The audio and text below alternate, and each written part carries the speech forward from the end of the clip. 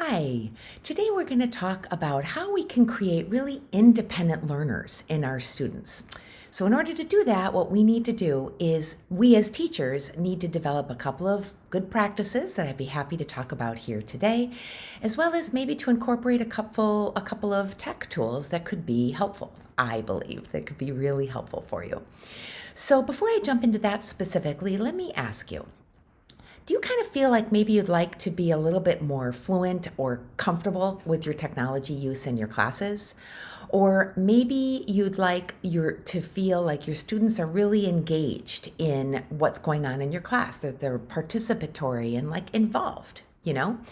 That's everybody's goal, right, for their classes. Well, if that's the case, I'd like to encourage you to come to my summer workshop that is called Creative Uses of Tech Tools to Increase Student Engagement. I think it's going to be a great workshop. It's both asynchronous and synchronous. So as you can see there, it says it's got 6 self-guided video lessons. Those you can watch as many times as you want, or whenever you want, at night, during the day, or maybe in August, whatever you'd like to do, you can watch them whenever.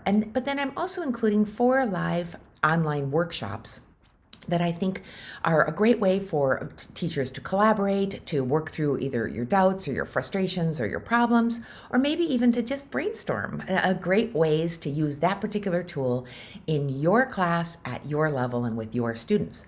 So it's a nice mix between the two. If you'd like more information, and if you're watching me live, you can click right down below on the link that is on the screen.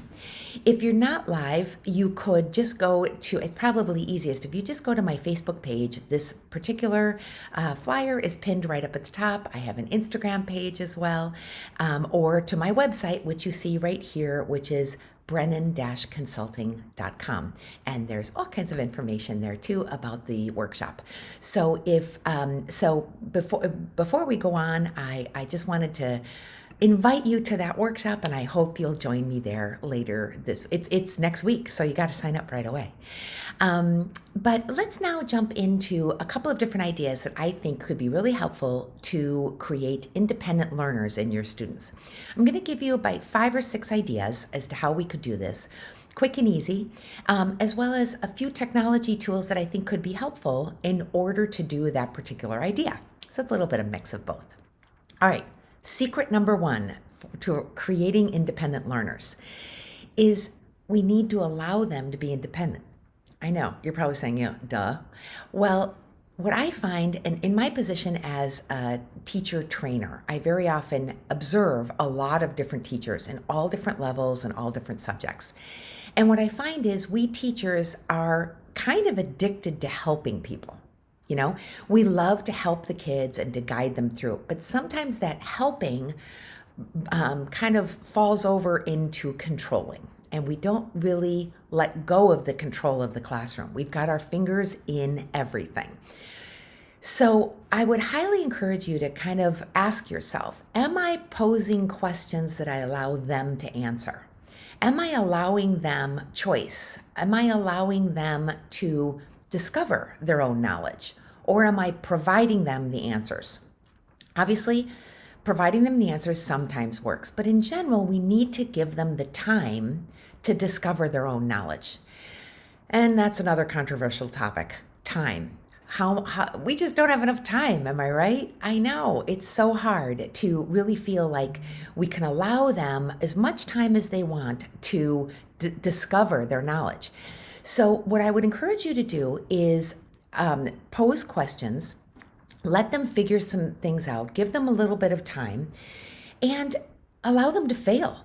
Encourage them to fail. And a good way to do this is to use some type of technology tool like Seesaw, which is really for portfolios, or something like Microsoft OneNote, where they could keep notes along the way to see how they're doing and what they're discovering and what progress they're making.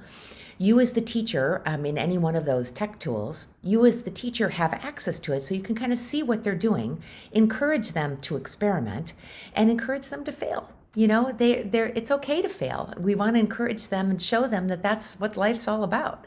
So if they kind of keep a journal of some type or keep a running record of what they're doing to solve the problem that you have presented, it encourages them to be more independent and you have less control. So that's tip number 1.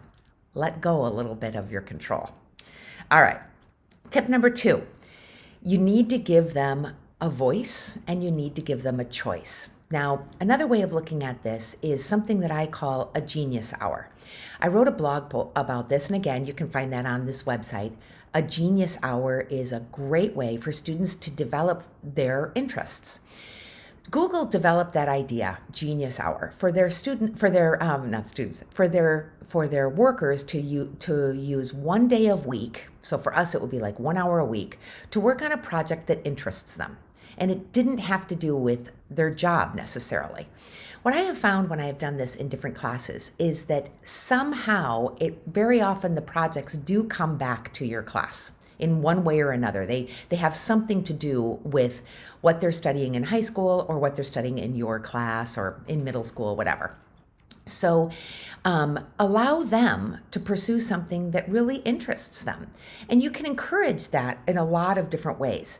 You could do brainstorming. There's lots of different brainstorming tech tools that you could use, like a live poll or Google Forms or Mentimeter, all of these wonderful different ways of brainstorming and polling to get them to develop what their interests are and how you're going to work this through.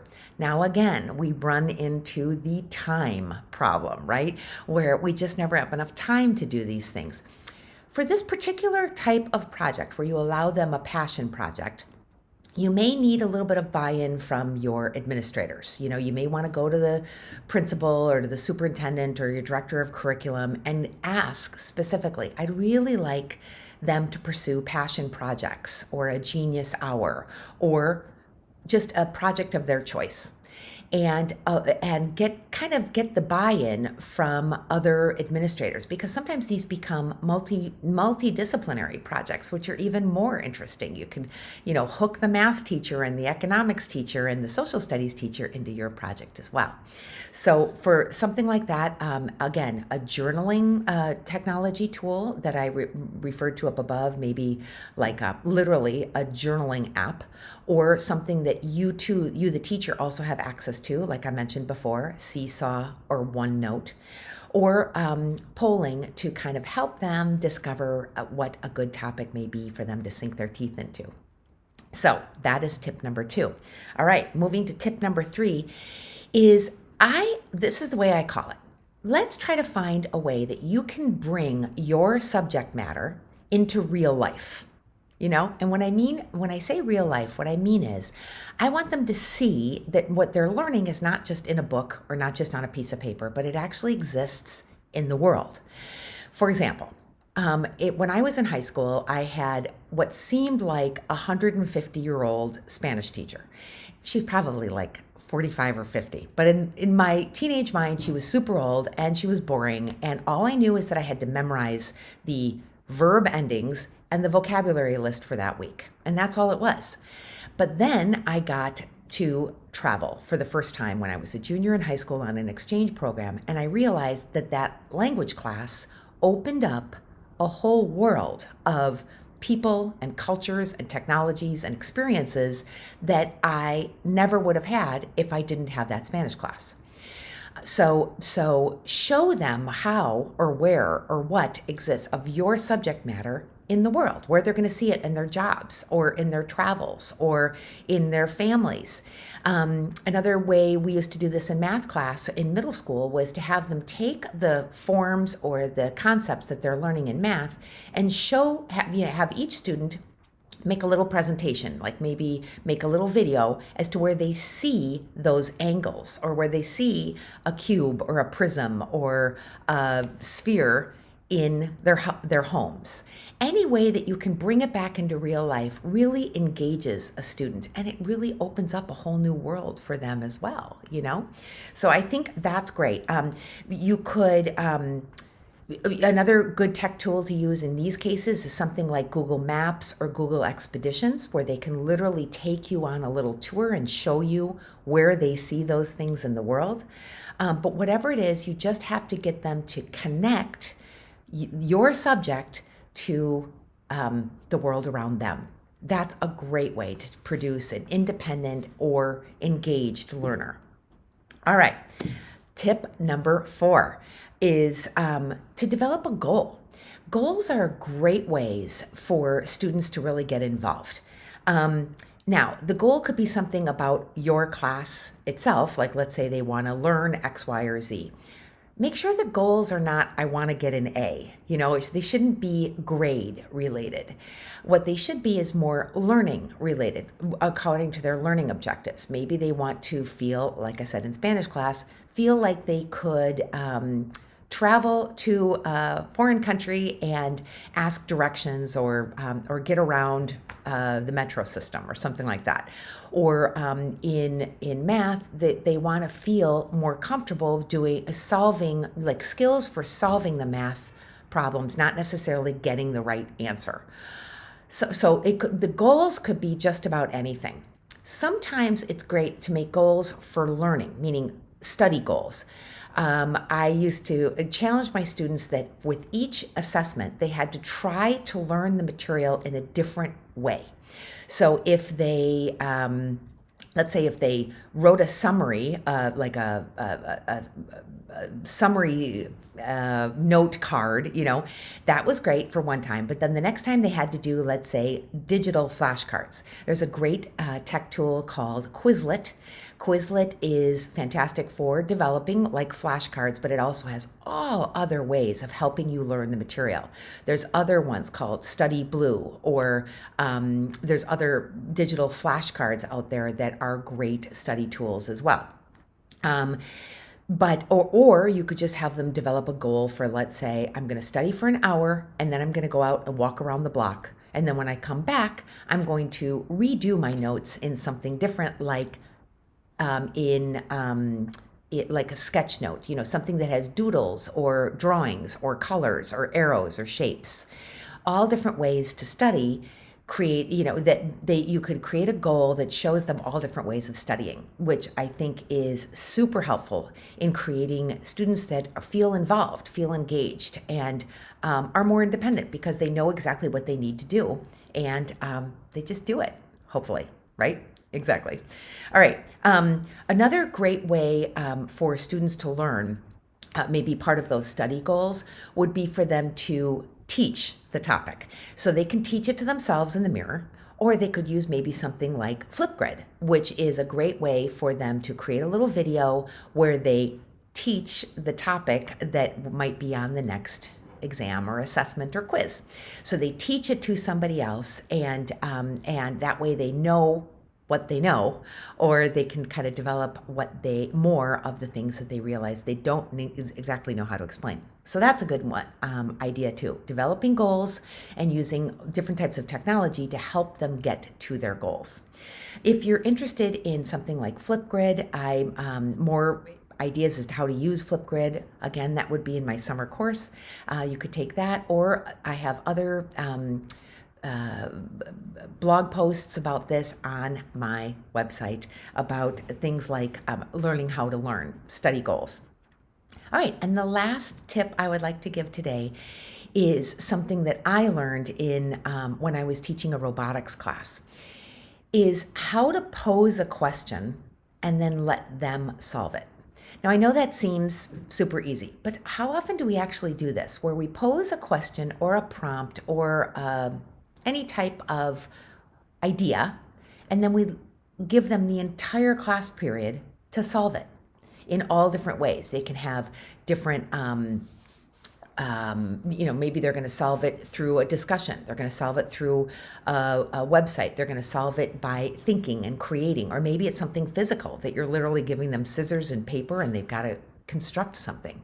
Whatever you do, try to pose questions and allow them to resolve them. Now, where it comes back to my robotics class is that I had a robotics mentor. I was teaching the class I did for many years, but I'll never forget what he told me. He said, When you see a student struggling, do not give them any type of solution. Think in questions. So I suggest that to you too. Think how you could guide them by asking them a question and another question and another question. Robotics is the reason it's become so popular is that robotics and coding are great ways for students to discover problem-solving skills and to really encourage their creativity. So, and make them question. So that would be another suggestion that I would have for you in math, in science, in geography, or just for fun, encourage a coding program. You can go to code.org for an hour of code. You could have, if they're younger students, work through Scratch.